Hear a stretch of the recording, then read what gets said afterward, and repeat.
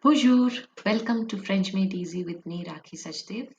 Today I'm going to tell you how to ace the 28 marks question in paper 4 of the IGCSE board, which deals with writing a letter or a blog or an article. Choice will be given, of course.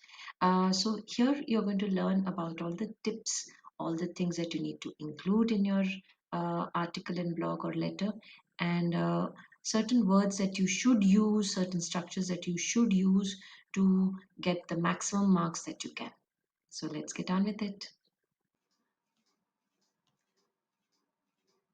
Now the IGCSE French, the writing paper, that is your 04 paper, has 3 questions, out of which the third question carries 28 marks. Now today I'm going to tell you the tips to score high in this 28 marker, which is a 150 word answer to a question. Now the question that is going to be asked for this 28 marks is usually either an article or a blog or an email or a letter. Of late, letters have not been coming. There have always been emails that have been coming for the last 3-4 examinations that have been held under the new format. So for this 28 mark question, let's look at a few examples of the questions. So here is a blog, l'anniversaire de mon ami. Récemment, c'était l'anniversaire de votre ami. Écrivez un blog sur ce qui s'est passé. Décrivez ce que vous avez fait pour fêter son anniversaire. Qu'est-ce que votre ami a reçu comme cadeau? Et est-ce que votre ami a été content ou contente de son anniversaire? Pourquoi? Préférez-vous les fêtes à la maison ou en ville? Expliquez pourquoi. Et comment allez-vous célébrer votre prochain anniversaire? This came in February of 2021. This was a blog that was asked for. You have to answer this in up to 130 to 140 words. You can go up to another 10% of that. So go up to 150, 55 words. That's okay. And which needs to be answered for 28 marks. Another example of an article, this came in November of 2021, la forme. Vous écrivez un article pour décrire vos efforts pour être en forme. Pourquoi avez-vous décidé d'améliorer votre forme? Comment avez-vous changé votre alimentation? Pourquoi est-il important de faire du sport? Qu'est-ce que vos parents pensent de votre nouvelle routine? Et quelles autres choses allez-vous faire à l'avenir pour rester en forme? A third example of a question that can come is in the form of an email. So, au camping, vous avez fait un séjour dans un terrain de camping. Écrivez un email à votre ami française pour lui décrire cette visite. Faites une petite description du camping où vous êtes allé. Comment avez-vous passé votre temps au camping? Selon vous, quels sont les avantages de faire du camping? Et en général, quels peuvent être les inconvénients de camping? Et quelle serait votre sorte de vacances idéale? This came in June of 2021. Now remember, you're going to have 2 choices in the 28 marker. You'll either get an article or a blog or an email. So out of the 2, you have to choose one of them.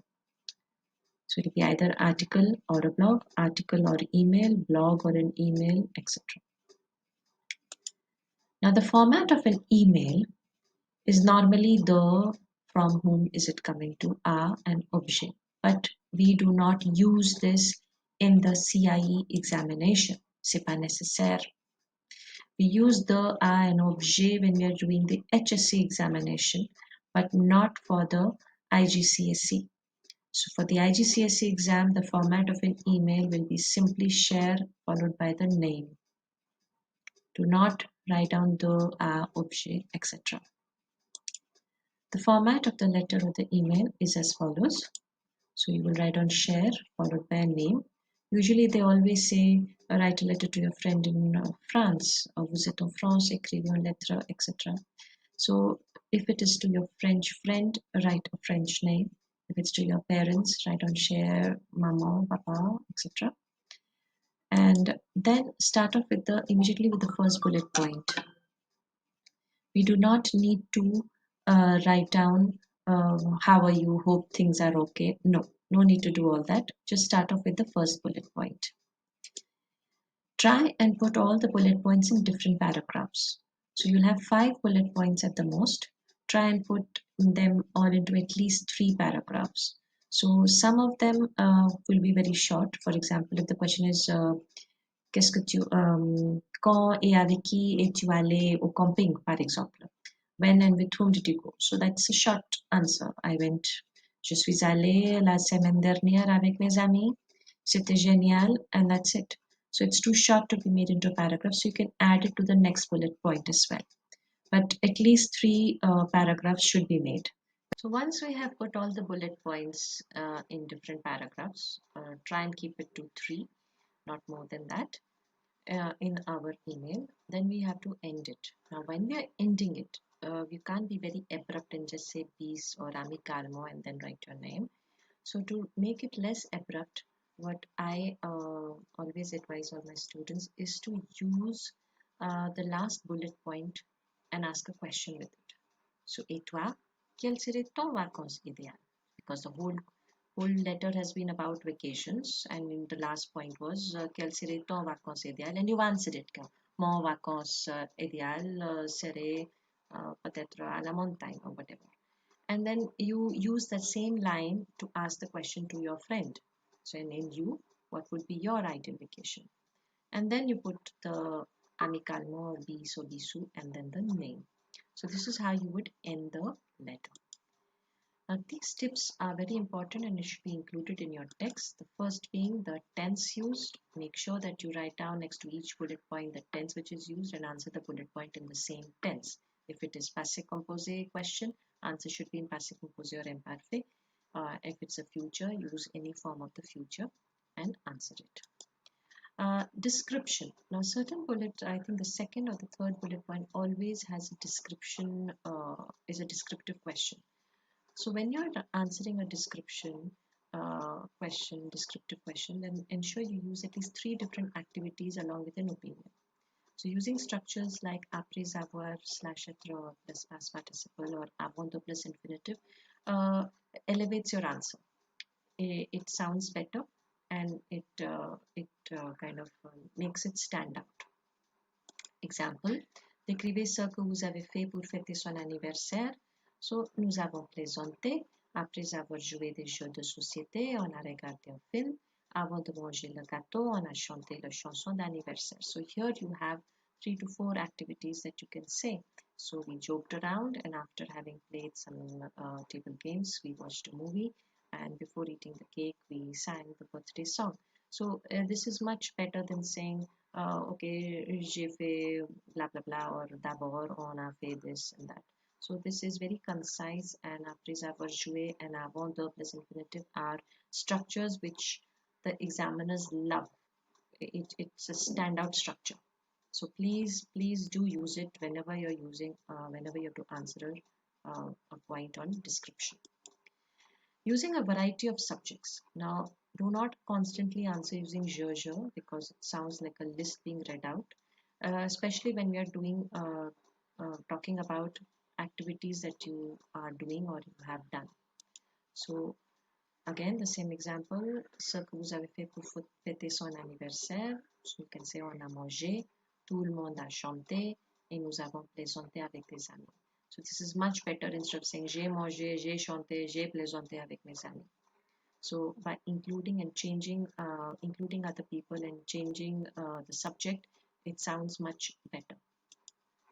Connectors need to be used, and high value connectors such as bien que, par contre, de plus, pourtant, et mieux are good connectors and can be used. At least one of them you can try and use it. I'm not saying use all of them, but at least one you can use. Simple connectors such as a, u, parce que, and car are normally used by most students, so this is not a problem.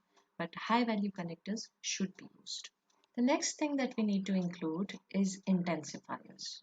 Now, intensifiers are words like très, beaucoup, de, trop, si, etc., which add, along with an adjective or an opinion, tell how much we like it or how much, what do we feel about it.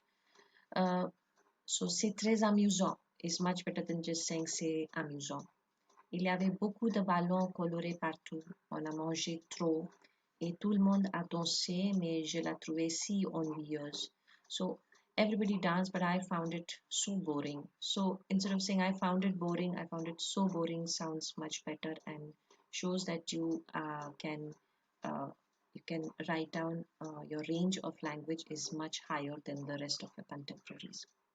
So please do use intensifiers. At least tray and throw you can very easily use. Now, opinions. Opinion is very important because it's one of the key things that is asked in the marking scheme. So, for every activity that you do, give an opinion about it. On a mangé du gâteau au chocolat? Okay, good. But how was it? Très délicieux. So, learn up a list of some adjectives which stand out and can be used in a variety of situations. Negative expressions also need to be used, at least one of them if you can. If it is somewhere that you can use it, please make sure you include one negative expression, which could be ne verb plus, ne verb personne, ne verb rien, ne verb pas encore, or ne verb ni. The last one can be very easily used when you are talking about likes and dislikes. If the question is about something that you like or you dislike, then you can use ne verb and ni for that. So, je n'aime ni français ni anglais, mais ma matière préférée c'est le maths, something like that. Pronouns, especially direct object pronouns, and at least one relative pronoun, qui, que, dont, or où, should be used in the text. A direct object pronoun also carries a higher value in your marking scheme. So, on a mangé le gâteau qui était délicieux. So, here qui is extending the sentence, and that is what the marking scheme wants. It wants long, well extended sentences with an opinion and justification. Tout le monde a dansé, mais je la trouvais si ennuyeuse. So, here we are using la direct object to talking about the dance. But I found what? Very boring, so boring. I found the dancing very boring. So here la is a direct object pronoun replacing la danse. Adjectives and adverbs. And as I said earlier, using a variety of adjectives is very important. Don't use the same old ones, intéressant, ennuyeux, amusant. No. What you have to use is something more different. It stands out. Charmant, incroyable, entraînant, inoubliable. Those are adjectives which would stand out, and any examiner looking at it would give you more marks than what your contemporary would probably get, or you would be in a higher rubric. And moche, affreux, barbant, ennuyeux, mourir are some of the negative ones. Surprenant, drôle, fabuleux, merveilleux are much more interesting to use than just using intéressant. Épuisant, effrayant, une perte de temps. I personally like this une perte de temps a lot, especially when we are talking about things that we like to do or we dislike to do, or the subjects that we like, etc. À couper le souffle, utile, chouette, pittoresque, une perte d'énergie, inutile, lessivé are some more adjectives and adverbs which should be included, or you should know about it and keep it in your vocabulary list, important words that you should use. Ce qui plus verb and ce que plus a subject and a verb are great structures to use. They are good examples of complex structures and that make your written expression, whether it's your article, blog, anything that you're writing, it makes it stand out. It also gives a detailed answer to the question asked. For example, qu'est-ce que tu aimes comme matière, par exemple? Or quelle est ta matière préférée? So you can just simply say ma matière préférée est la maths and give the reason for it parce que c'est très utile or c'est très, je gagne de bonnes notes. But if you write it down as ce que j'aime le plus, c'est les mathématiques car c'est très utile et je gagne de bonnes notes. So not only are you using ce que along with subject and a verb, you're using a superlative form of use and you're giving two reasons for the same. You're using a connector car here and you're using another connector a. So if you can see this sentence, it's a nice, long, well-extended sentence giving justification for whatever is it that you, whatever has been asked for. Another example for ce qui here is ce qui est décevant, c'est les effets spéciaux du film. Par exemple, si la question est sur les films, qu'est-ce que tu aimes, qu'est-ce que tu n'aimes pas the film que tu as vu. What did you like, what dislike in the movie that you saw? So you can just say, you can simply say, oh, the special effects weren't great. Les effets spéciaux ne sont pas très bien. But if you say ce qui est décevant, c'est les effets spéciaux du film. What was disappointing was the special effects of the film. It sounds much better. It's a nice long sentence and you will get higher marks because of these two structures. A gerundive, that is en plus a participe présent, is also an excellent way to showcase strong grasp of the language and gets you a higher mark in the language and range rubric. And you use it when describing an activity or activities or a sequence of events. Par exemple, je suis tombé en jouant au tennis. I fell while playing tennis. Modal verbs, that is infinite phrases such as vouloir plus infinitive or pouvoir plus infinitive, they add value and show also that you are using a wide range of structures. So, j'espère recevoir un cadeau, je veux visiter la France, il peut aller en France are some examples of infinite phrases. Comparatives and superlatives. Again, very good idea to use them, especially when they ask you what you like or what you dislike, or when they ask you for the advantages and disadvantages. So this is also very important, and I would like you to make a note of this. The last bullet point in this question number 3, which is for 28 marks, is always in the future tense. So it'll always be asked either in the conditional or the future proche. So while answering it, you should ensure that you use at least 2 of the above structures. So either you will use the si imparfait plus conditionnel, use the espérer plus infinitive, and you use avoir l'intention de plus an infinitive. So look at this example. Qu'est-ce que vous ferez pour votre prochain anniversaire? What will you do for your upcoming birthday? So si je pouvais, je fêterais mon prochain anniversaire à McDo avec mes amis. J'ai l'intention de aussi visiter un parc d'attractions avec eux. J'espère recevoir un nouveau vélo comme cadeau de mes parents. So you've done about 3 activities that you will want to do or you wish to do in the future, and you've used all these 3. Using these 3, again, as I said, examiners love them. Please use it. Now, once we have finished with all these 14 points, 14 tips, few things that you need to include, here is an example of a good one, what a good one looks like, our goal. L'anniversaire de mon ami. Récemment, c'était l'anniversaire de mon meilleur ami Pierre. Comme c'était son 16e anniversaire, il a invité toute la classe pour une fête chez lui. Nous avons beaucoup plaisanté. Après avoir joué à des jeux de société, nous avons regardé un film. Et avant de manger le gâteau, on a chanté la chanson d'anniversaire. Pierre a reçu beaucoup de cadeaux merveilleux, des CD, des vêtements, mais ce qu'il a aimé le plus, c'était un nouveau portable. Il était si heureux avec son cadeau et avec la fête parce que tous ses amis étaient venus. Selon moi, une fête à la maison est moins chère et de plus, c'est plus intime qu'une fête en ville. On peut se relaxer et rester à n'importe quelle heure. Si je pouvais, je fêterais mon prochain anniversaire à McDo avec mes amis. J'ai l'intention de aussi visiter un parc d'attractions avec eux. J'espère recevoir un nouveau vélo comme cadeau de mes parents. Now the word limit is 130 to 140. You can go up by 10%. This is about 152 words. This is the same thing. I've highlighted the adverbs, the adjectives, the connectors, intensifiers, and other superstructures. Have a look at it. So we've got few of them, few I might have missed, so please feel free to point it out. So as you can see, very colorful. The superstructures are there. All the 3 forms of the future are there. There is a comparative form here. there is a connector, higher value connector. Avant de manger, après avoir, beaucoup de intensifiers, C is here.